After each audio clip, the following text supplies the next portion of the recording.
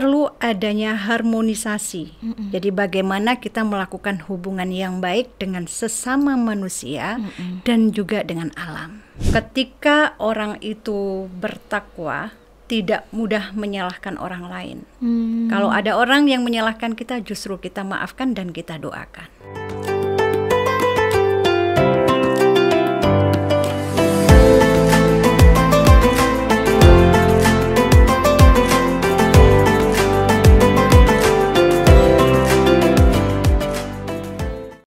Assalamualaikum warahmatullahi wabarakatuh. Sahabat Maliki, semoga kabarnya sehat.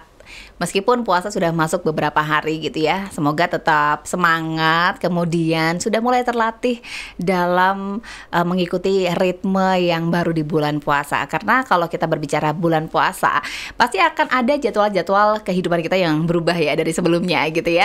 Nah, mungkin kita bisa menyebut ini sebagai manajemen diri. Dan kali ini di podcast khusus edisi Gebiar Ramadan, saya sudah bersama dengan seorang narasumber.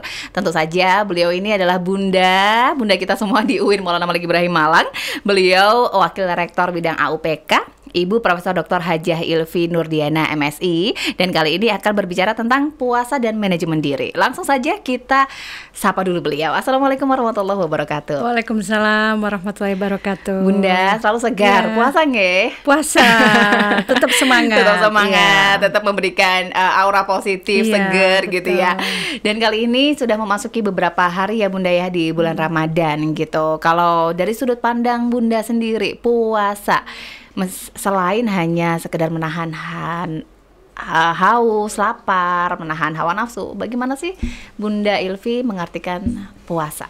Iya, sebenarnya puasa itu pada hakikatnya bukan sekedar pengendalian diri dari rasa lapar dan dahaga ataupun hawa nafsu, tetapi puasa itu merupakan treatment untuk mengendalikan diri, untuk mencapai hal yang positif sebagaimana yang difirmankan oleh Allah.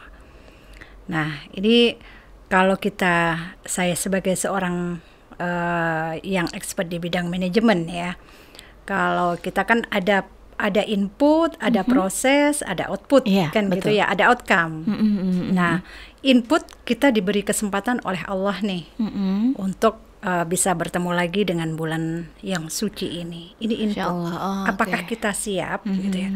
Tidak semua orang punya kesempatan seperti kita bisa menjalankan ibadah puasa dengan penuh rasa sukacita tentunya ya. Nah, ini input. Kemudian kita masuk ke proses. Nah, kita menjalankan ibadah puasa dengan tidak menahan haus dan lapar saja, tetapi mengendalikan diri dari segala keburukan, dari hawa nafsu yang luar biasa. Setan itu mengganggu manusia, gitu. Nah, kemudian juga ini perlu adanya harmonisasi. Jadi bagaimana kita melakukan hubungan yang baik dengan sesama manusia dan juga dengan alam. Jadi hablum minallah, hablum minan nas, hablum minal alam. Ini jati diri dari puasa. Karena ibadah-ibadah yang lain tidak seperti ibadah puasa, gitu. Baik. Nah, ini adalah proses. Kita beribadah selama 1 bulan penuh dengan menahan rasa haus, lapar, dengan penuh kesabaran, gitu ya. Dengan menjalin hubungan yang baik dengan kawan, dengan sesama teman, gitu. Itu sebuah proses yang tentu saja kalau kita tidak punya cukup keimanan dan keikhlasan tentu sangat berat. Nah, karena kita sebagai orang yang beriman dan dengan imanan wahtisaban, itu sebuah proses yang harus dilakukan. Nah, outputnya kita akan berhasil berpuasa selama 1 bulan. Itu output ya. Iya. Tapi outcome-nya apa? Gitu. Nah, outcome-nya adalah ada perubahan perilaku dari yang masih levelnya B mungkin bisa menjadi A atau bisa menjadi baik sekali atau unggul gitulah kira-kira. Seperti ya akreditasi kalau nih Bu. Iya gitu, karena di kampus kita kan ada jenjang ya untuk menjadi baik, baik sekali, unggul. Nah, begitu pula dengan puasa ini gitu. Jadi kutiba alaikumusiyam kama kutiba alal ladzina min qablikum la'allakum tattaqun. Tujuannya apa? Supaya menjadi orang yang bertakwa. Nah, ini outcome-nya. Iya. Apakah kita sebagai orang yang beriman berpuasa 1 bulan udah otomatis setelah itu perilaku kita berubah menjadi lebih baik? Tidak semua kan? Tidak. Kadang udah berpuasa berpuluh-puluh tahun tapi perilakunya tetap saja gitu. Tidak ada peningkatan kualitas yang lebih baik gitu. Adakah yang salah? Mungkin dalam berproses tadi ada sesuatu yang tidak tercapai. Karena kan tadi prosesnya harus dengan imanan wahtisaban, dengan mencegah dari segala keburukan. Mungkin masih ghibah, masih hoax gitu ya. Kemudian mencela satu sama lain, memfitnah gitu. Nah, mungkin itu masih dengan tidak sengaja mungkin ya, karena sudah menjadi sebuah kebiasaan. Akhirnya kemudian tidak sengaja itu terjadi di bulan Ramadan. Nah, ini akhirnya juga berdampak kepada outcome-nya. Oke, jadi karena dibicarakan oleh seorang expert manajemen ya Bunda ya. Jadi berbicaranya dari input. Jadi 1 bulan ini itu tadi kata Bunda dari input, kemudian ada proses, ada output, bahkan sampai outcome. Tapi yang dikatakan oleh Bunda bahwa nggak terus kemudian kita sudah puasa langsung otomatis jadi mutakin ya Bu ya. Tapi betul. Itu tadi prosesnya gimana? Ini mumpung masih awal-awal, kayaknya kita perlu memperbaiki proses itu Bunda. Baik Bunda, tadi dikatakan menjadi mutakin setelah selesai kita menjalankan ibadah puasa selama 1 bulan. Yang dikatakan Bunda tadi betul bahwa tidak langsung otomatis menjadi mutakin gitu ya Bunda dengan puasa 1 bulan. Kira-kira indikator atau mungkin yang bisa menandakan seseorang itu mutakin Bunda seperti apa? Jadi indikator mutakin atau indikator perilaku takwa itu seperti apa sih? Sebenarnya sudah banyak dijelaskan dalam Al-Quran. Nah, salah satunya itu dalam surat Ali Imran, mulai dari 132 sampai 136, itu kan sudah dijelaskan panjang lebar itu. Sebenarnya siapa sih mutakin itu? Nah, ini indikatornya apa? Gitu. Orang berperilaku takwa itu indikatornya apa? Jadi kalau kita lihat dalam surat Ali Imran itu, wallahu yuhibbul muhsinin kan gitu ya. Jadi Allah itu suka orang yang berbuat kebaikan. Jadi orang yang bertakwa tentu saja orang yang beriman, orang yang selalu melakukan kebaikan, mencegah kemungkaran, gitu kan. Kemudian dalam ayat itu juga dilanjutkan. Jadi suka berderma, baik dalam keadaan lapang ataupun sempit. Tidak mudah amarahnya itu keluar, terpancing gitu, pemaaf gitu ya. Nah, kalau kita lihat dari beberapa indikator itu gitu ya, sehingga di situ dikatakan wallahu yuhibbul muhsinin. Muhsinin itu indikator dari keimanan, dari ketakwaan. Jadi kalau seseorang itu sudah berperilaku takwa, maka indikator tadi sudah ada pada diri orang itu. Suka berderma apa enggak gitu ya. Terefleksi gitu ya Bunda ya, tercermin gitu ya. Jadi selalu kebaikan yang ditebarkan. Paling kecil lah senyum kepada siapa saja, sebagai pimpinan ketemu pegawai, staff atau siapa saja gitu. Apa sih susahnya senyum? Kan itu menebar orang senang ya. Iya, betul sekali. Senang nggak sih kalau disenyumin? Vibe-nya nyampe gitu Bunda, betul. Iya, bahwa memang kita sudah wah, saya ini juga temenmu loh gitu. Jadi nggak ada jarak gitu.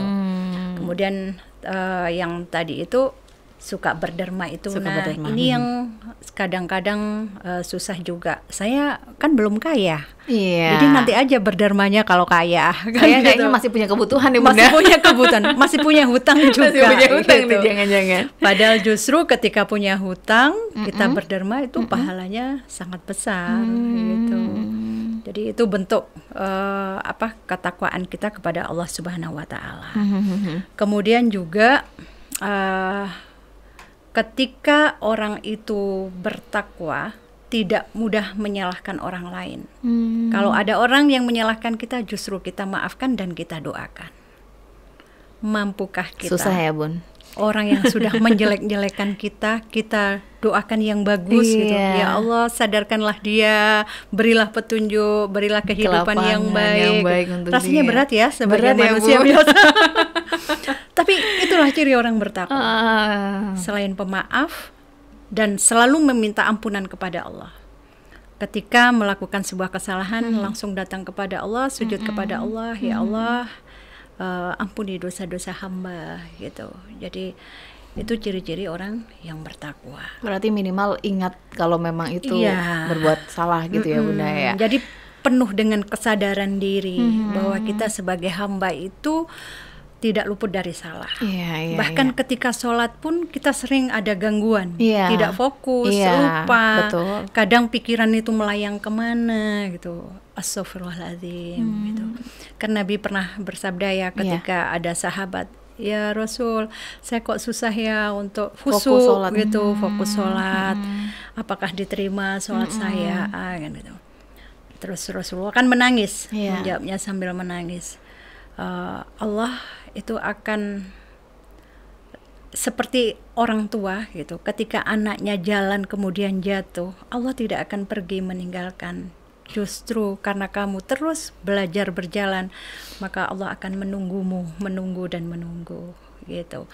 Jadi itulah makanya perlu selalu beristighfar bahwa kita itu bukan orang yang terbaik, tapi merasa yang terbaik. Itu kan sifat kemanusiaan itu kan muncul ya. Makanya di bulan Ramadan itu dalam berproses itu benar-benar ini sebagai pengendali diri. Nah, kalau kita mengendalikan diri ini berhasil, maka gelar itu, makom muttaqin itu akan kita gapai. Semoga kita semua dengan berpuasa bulan Ramadan itu nanti bisa mencapai gelar muttaqin. Amin ya rabbal alamin. Seperti yang dikatakan Bunda. Iya, harus berusaha. Masih harus berusaha. Optimis. Apalagi ini masih awal-awal ya Bunda. Kayaknya masih kesempatannya masih sangat panjang. Baik, kalau tadi yang dikatakan oleh Bunda bahwa indikator muttaqin itu banyak, sehingga jangan pernah merasa berputus asa meskipun kita pernah punya salah atau mungkin pernah melakukan kekeliruan gitu ya Bunda ya. Beberapa indikatornya tadi yang disebutkan oleh Bunda mungkin adalah berbuat baik, minimal tebar senyum sih ya. Tadi katanya Bunda minim banget ya, minimalis lah. Minimalis itu ya udah paling minimal sekali. Tapi paling besar adalah mungkin yang paling berat adalah tadi mencoba memaafkan atau bahkan mendoakan hal yang positif untuk orang yang pernah menyakiti kita gitu ya Bunda. Ya Allah, itu berat sih memang Bunda. Tetapi itulah disebut makom ya. Harus melalui tahap. Harus lebih tinggi tahapannya gitu, dilalui untuk bisa sampai di muttaqin itu luar biasa. Baik Bunda. Dan untuk mencapai muttaqin itu di bulan Ramadan ini Allah memberikan motivasi yang luar biasa. Seperti apa Bunda? Jadi Allah banyak memberikan reward. Gitu. Jadi orang yang berpuasa dengan penuh keikhlasan dan keimanan, ghufirallahu. Jadi ma taqaddama min dzanbi, diampuni segala dosa-dosa yang sebelum-sebelumnya. Masya Allah, dosa kita bagaikan buih di lautan, tapi itu akan dihapus oleh Allah dengan kita berpuasa di bulan Ramadan. Itu kan menjadi motivasi. Iya. Jadi kalau kita belajar motivasi, ya banyak fisiologinya, materinya. Allah memberikan motivasi itu dengan kehidupan yang abadi, yang kekal, yang luar biasa baiknya. Bukan hanya diampuni gitu ya, tetapi diberikan surga yang di bawahnya itu mengalir sungai-sungai yang indah. Kholidina fiha, selama-lamanya. Masya Allah. Makanya Allah juga memberi motivasi. Barang siapa seorang muslim yang memberikan iftar, buka kepada sesama muslim, maka akan diberikan makanan dari surga. Barang siapa yang memberikan minuman, walaupun itu dari segelas susu bercampur air, itu akan diberikan minuman dari telaga di surga. Nah, ini kan luar biasa motivasi ini. Masa sih kita nggak termotivasi gitu, memberikan sebungkus saja kepada orang yang untuk sedang berpuasa itu luar biasa pahalanya itu.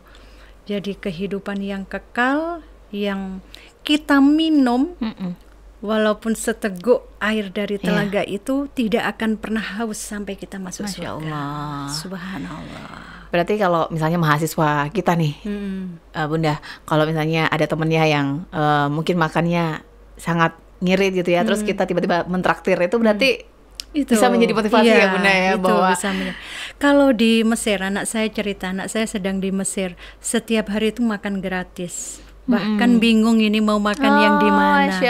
Setiap orang yang ada di sana itu memberikan sedekah makan, dan makannya itu yang luar biasa. Perbaikan gizi lah kalau menurut mahasiswa Indonesia yang berada di sana gitu. Karena mereka mungkin sadar akan hadis ini gitu. Akan janji-janji Allah, akan motivasi Allah bahwa di bulan Ramadan ini penuh berkah. Barang siapa yang hanya memberikan minum saja itu sudah dijanjikan surga oleh Allah. Akan dijanjikan minuman dari surga. Luar biasa. Motivasi sebesar itu masih kita tidak termotivasi. Masih tidak tergugah juga gini Bunda. Masih tidak tergugah juga. Bunda, sebelum kita masuk ke yang terakhir ini, kalau dari sudut pandang Bunda kan bidang administrasi, keuangan ini kan kalau kita boleh berbicara kan semuanya berkaitan dengan perhitungan gitu Bunda ya. Boleh nggak sih kalau di bulan puasa ini kita tuh kayak misalnya melakukan ibadah, tetapi memang menginginkan pahala karena Allah kan mengiming-imingi untuk melipat gandakan ya Bunda ya. Bagaimana kalau dari sudut pandang Bunda? Iya, kalau itu kan saya katakan tadi motivasi. Jadi itu yang menjadi motivasi kita untuk melakukan ibadah. Tapi itu bukan tujuan. Tujuannya adalah ridho Allah. Gitu. Makanya kalau dikatakan ikhlas, sebenarnya ikhlas itu tidak mengharap apapun, balasan apapun dari Allah. Ya, saya melakukan karena ini adalah saya mencari ridho Allah. Karena ini adalah diwajibkan dan ini kebutuhan saya sebagai hamba. Itu kalau sebenarnya benar-benar ikhlas. Kalau tadi ada motivasi untuk supaya kita bisa mencapai itu dengan semangat, itu jangan dijadikan sebuah tujuan. Saya kepingin masuk surga, gitu, jangan. Tapi saya menjalankan ibadah puasa kepingin mencari ridho Allah. Dan itu karena kutiba alaikumusiyam kama kutiba alal ladzina min qablikum la'allakum tattaqun. Jadi dari situ ya Bunda ya. Boleh termotivasi tapi bukan itu tujuannya. Saya mau ngaji lah 1 lembar. Soalnya dia dikalikan pahalanya dikalikan.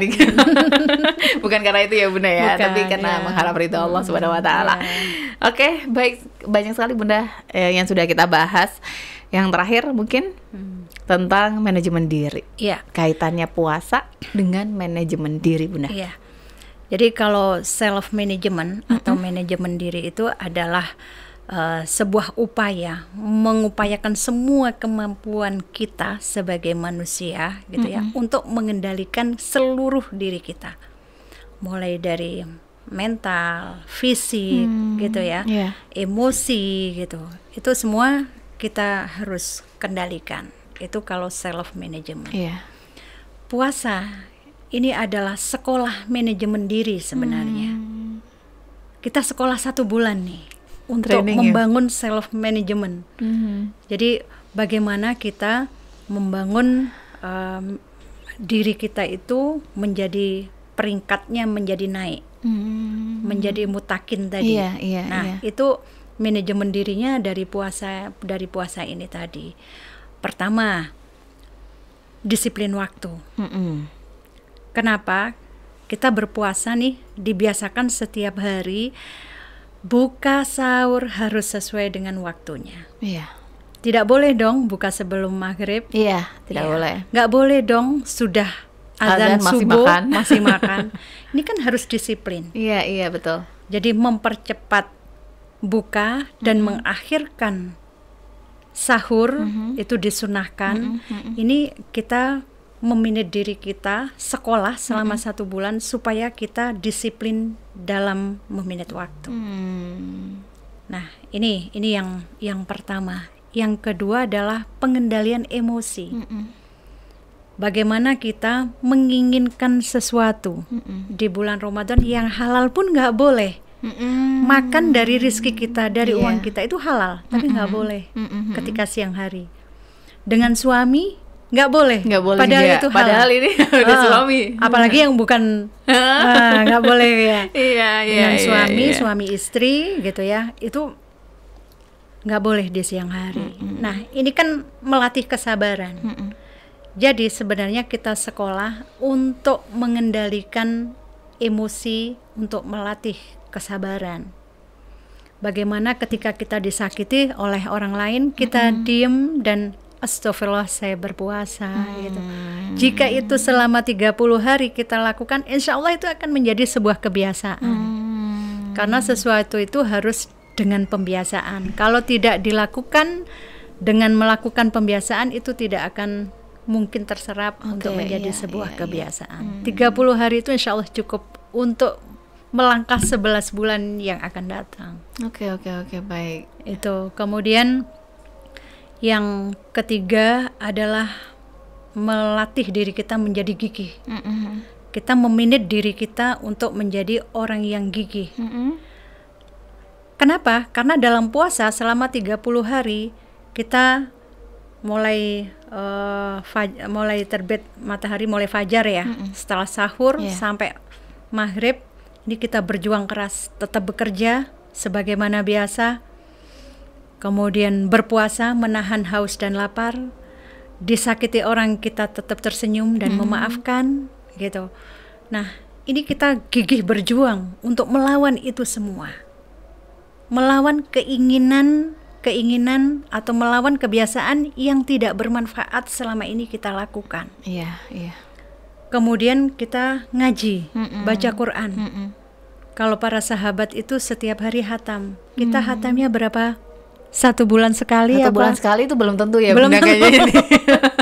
Berbahaya ini. Ya, itu. Kemudian dialihkan lagi taraweh. Iya. Biasanya nonton TV gitu, nonton sinetron atau film, tetapi kita pakai untuk taraweh. Nah, ini kita berjuang dengan gigihnya gitu. Melawan itu semua. Kemudian terorganisir.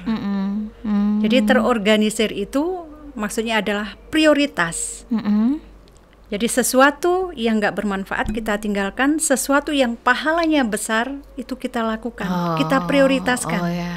Selama sebulan jika kita berhasil melakukan itu, insya Allah 11 bulan ke depan kita bisa menjadi pribadi yang seperti saya katakan kita sekolah self management atau sekolah manajemen diri selama 1 bulan ini supaya kita mendapat gelar atau mempunyai indikator-indikator muttaqin tadi. Masya Allah. Jadi tadi sahabat Maliki ya, bahwa tadi dikatakan oleh Bunda 1 bulan ini tuh kita diklat ya Bunda. Diklat, kemudian tadi yang dikatakan mengutamakan hal yang utama terlebih dahulu. Berarti itu udah berlatih memilih mana yang penting dilakukan, mana yang enggak. Prioritas nanti yang dalam enggak. bekerja akan terbiasa.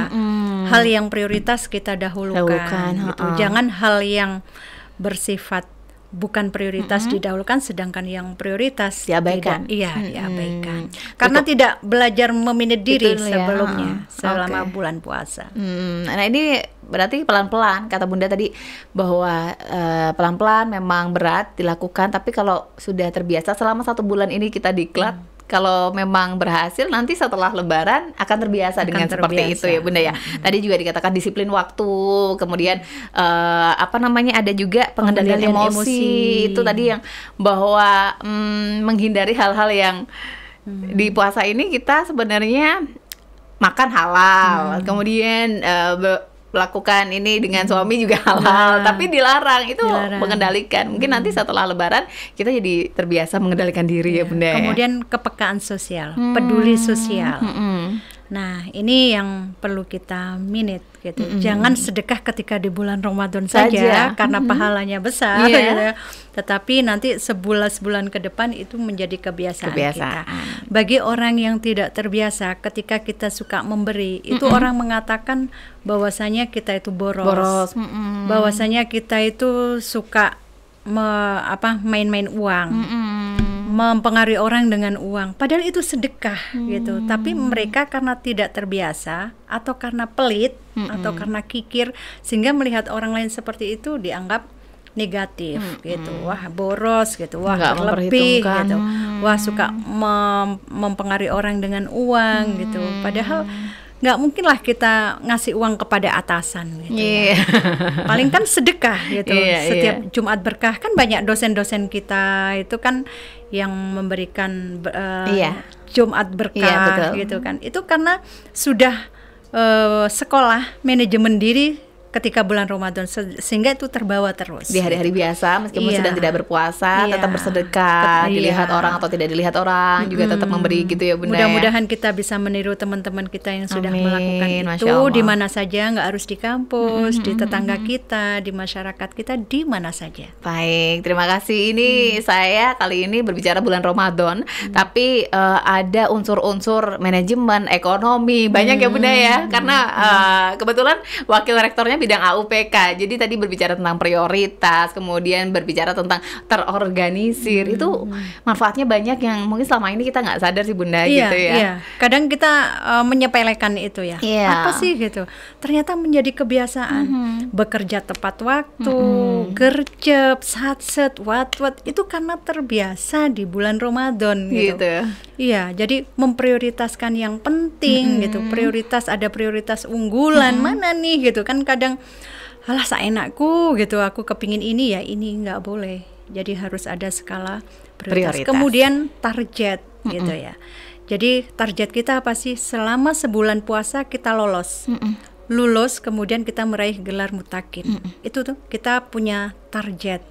Nah, dalam bekerja pun sama. Kita harus punya target waktu.